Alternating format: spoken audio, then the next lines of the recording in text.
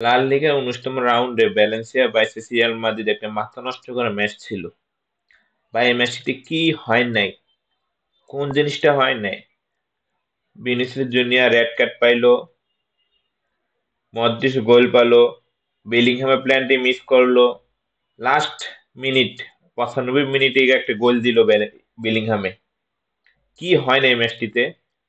ড্রামার কোনো শেষ নেই ম্যাচে। ড্রামাটিক্যাল ম্যাচ ছিল।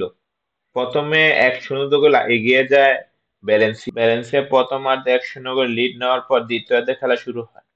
তো দ্বিতীয়ার্ধে খেলা শুরু হওয়ার পরে রিয়াল মাদ্রিদ ৫৫ মিনিটে একটি প্ল্যান্টি আদায় করে। ওই প্ল্যান্টি থেকে জুড বেলিংহাম গোল করতে ব্যর্থ হয়। তারপর ৬১ মিনিটে একটি গোল দেয় রিয়াল মাদ্রিদ, ওই গোলটি ক্যান্সেল করে দেয় VAR-এর সাহায্যে নিয়ে।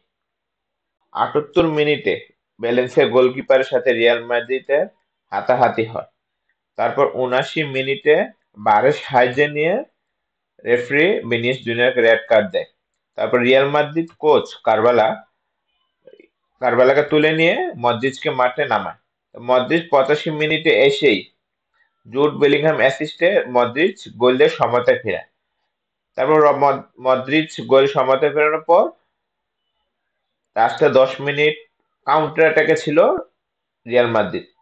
লাস্ট ৯৫ মিনিট ৯৫ মিনিটে গিয়ে জুড বেলিংহাম একটি গোল দিয়ে ম্যাচটিকে ২-১ লিড নিয়ে নেয় রিয়াল মাদ্রিদ।